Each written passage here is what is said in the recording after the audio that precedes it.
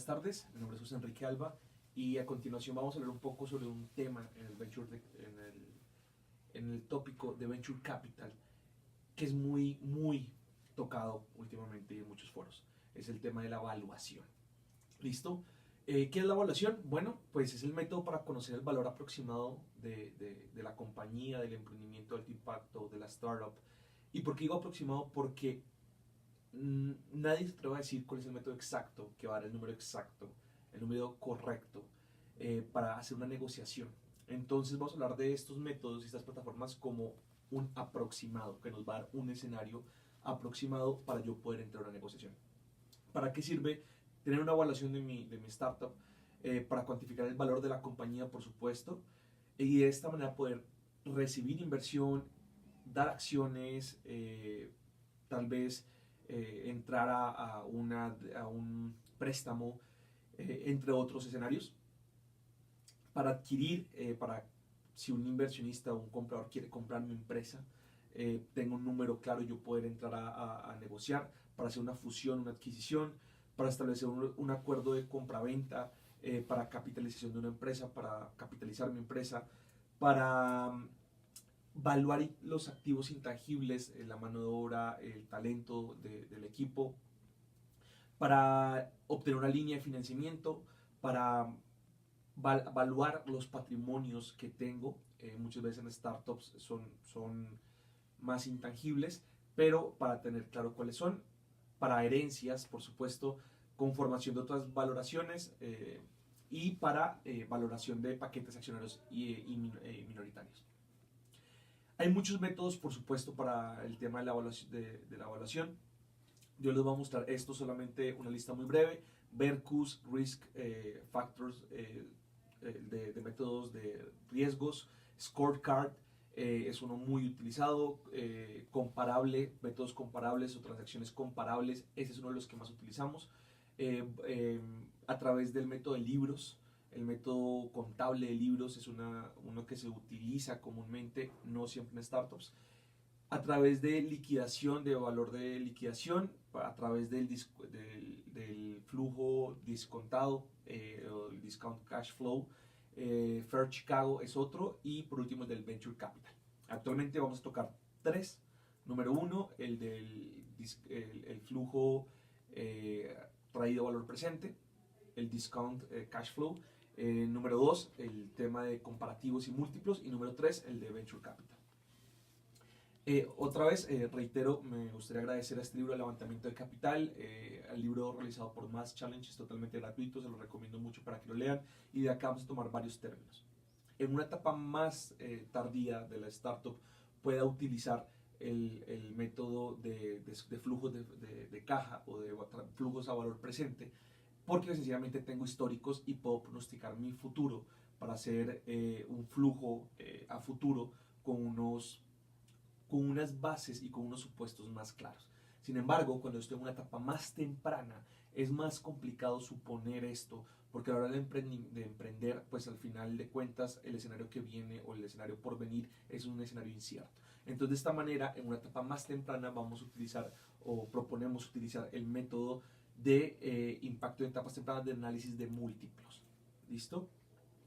Vamos a comenzar con el segundo método en una etapa más tardía, el de flujos de efectivos o descuento de flujos de efectivos. Este método es un flujo de efectivo, o tengo que tener en cuenta el flujo de efectivo futuro de mi empresa, lo que implicaría pronosticar cuánto voy a ganar, cuánto voy a gastar y cuánto voy a tener, a qué tasa voy a crecer. Y esto en una startup, sobre todo en una startup que tiene un modelo de negocio repetible y escalable, es incierto, porque muchas veces mi crecimiento es exponencial, algunas veces es estático, es flat, algunas veces voy a decrecer, entonces no siempre voy a tener un Excel que voy a poder mover para adelante y traer a valor presente bajo una tasa, ¿no? El factor de descuento aplicado en este método generalmente se determina usando el modelo de valoración de activos financieros o el KPM, y tiene en cuenta una serie de factores que incluyen la tasa libre de riesgo, la prima de riesgo y el riesgo de liquidez, ¿no? Son las variables que sumadas me ayudan a traer a valor presente neto estos flujos futuros. Este análisis de flujos traídos a valor presente no es adecuado para los emprendimientos de alto impacto en su etapa inicial, como se los mencioné. ¿Por qué? Pues sencillamente porque las variables que tengo que tomar en cuenta, como los flujos de caja proyectados, son muy complicados de aseverar y de asegurar, ¿no? Por otro lado, el método que sí vamos a tocar el día de hoy es el método de comparables. Y para comparar, puedo compararme con pares similares, por supuesto puedo compararme con startups o empresas de Estados Unidos, sin embargo, teniendo en cuenta que una valoración tal vez en otras regiones donde hay mayores posibilidades y mayores plataformas va a ser una valoración más alta. Entonces es irreal compararlo o aseverar que mi evaluación en México va a ser la misma estando allá. ¿Cómo identificar los pares más comparables y ajustar los múltiplos de valoración? Comparar, buscar startups de la misma industria y buscar cuánto valían en la etapa o a qué evaluación se invirtieron en la etapa en la que yo me encuentro actualmente.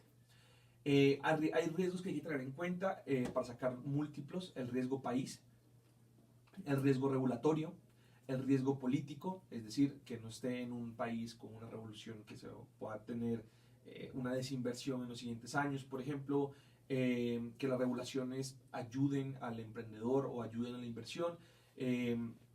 También un tamaño del mercado es otra variable para tener en cuenta. El tamaño del mercado quiere decir que el tamaño me dé para crecer lo suficiente en los siguientes años. La madurez del mercado, que el mercado esté maduro o esté susceptible a adaptar mi producto. Riesgos de seguridad, pues que sea una zona segura tanto para el mercado como para mí. Riesgo de tipo de cambio, pues que el cambio no me va a afectar o no me afecta, siempre hay alguna afectación, pero no una afectación muy relevante en mi flujo.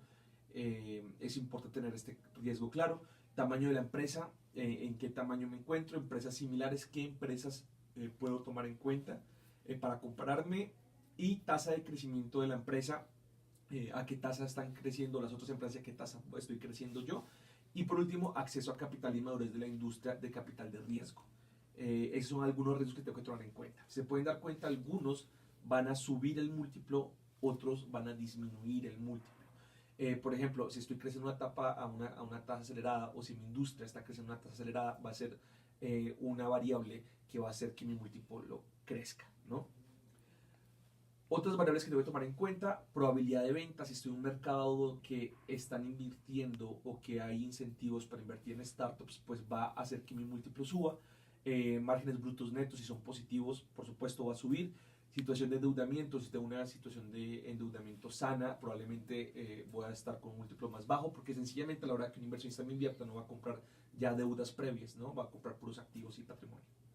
Muy bien, después de que yo termino el paso número 1, donde veo los riesgos y comparo estas variables para determinar mi múltiplo, si sube, si baja, dependiendo de mi localización, del gobierno y de los factores externos y algunos factores internos, pues paso al paso número 2, que es encontrar un valor de la empresa actual comparando con otras compañías. Y puedo utilizar recursos como noticias, como Bloomberg, como Crunchbase, eh, o noticias sencillamente mediáticas, CNN, donde muestren: esta startup tal fecha levantó tanto inversión a una evaluación de tanto. O por otro lado, puedo aprovechar la evaluación pre-money para determinar el valor, ¿no? O en una etapa X, antes de recibir esta inversión, o antes de recibir una inversión seed, por ejemplo, cuánto valía esta startup, ¿no? Es muy importante tener en cuenta que el valor de mercado de acciones más toda la deuda, o el valor pre-money, es el valor de mercado más toda la deuda menos el excedente efectivo. ¿Listo? El paso número 3 es generar múltiplos financieros y operativos de las pares de la empresa. Para eso hay dos maneras. La primera es más usada que la segunda. La primera es este valor pre-money que mencionamos en el paso 2, dividido los ingresos. Y la segunda es el valor pre-money dividido bajo el EBITDA, ¿no? Que es muy conocido, que son las ganancias antes de intereses, impuestos, depreciaciones y amortizaciones. En ese sentido, la segunda es menos utilizada porque para las startups estos datos pues rara vez se ven en los emprendedores de alto impacto en una etapa inicial. Pero el primero, el de la evaluación pre-money dividido los ingresos, es una herramienta que me sirve mucho. En este paso número 3, buscando los múltiplos, también puedo generar por múltiplos de operación, es decir, los métricos que yo uso para mi operación. En sí sería dividir el valor pre-money dividido la métrica de operación, que por ejemplo para un blog puede ser la cantidad de usuarios registrados o los usuarios exclusivos mensuales que visitan el blog o ese portal, o una forma muy resumida de ver cómo sacar el múltiplo podría ser primero promedio los múltiplos de los pares, o promedio el valor pre-money dividido los usuarios registrados, o la métrica de operación, en este caso va a ser 8.5, es decir, tengo dos promedios. El primer promedio es la evaluación pre-money dividido los ingresos, que me da 3.1, y el segundo es el promedio de la evaluación pre-money dividido la métrica de operación. Posteriormente, lo que hago es que determino o identifico los ingresos de los últimos 12 meses, usuarios registrados, en este caso es una métrica de 350.000 para los usuarios registrados o una métrica de operación, y en el caso de los ingresos vamos a poner un ejemplo de $650.000, ¿no? Lo que haría muy sencillamente es multiplicar este múltiplo, valga la redundancia, de 3.1 por los ingresos, y eso me va a dar el múltiplo financiero o el múltiplo operativo por los 350.000 usuarios, que me va a dar un múltiplo operativo. Eso al final de cuentas lo que me va a decir es que estoy en un valor de $2 millones o $3 millones. Tomando como base la evaluación o la ecuación de Venture Capital o el método de Venture Capital, sería cuánto espero tener mi salida, en este caso vamos a poner $100 millones, en un futuro muy lejano, dividido el objetivo de retorno a la inversión que espero, en este caso va a ser de 20x.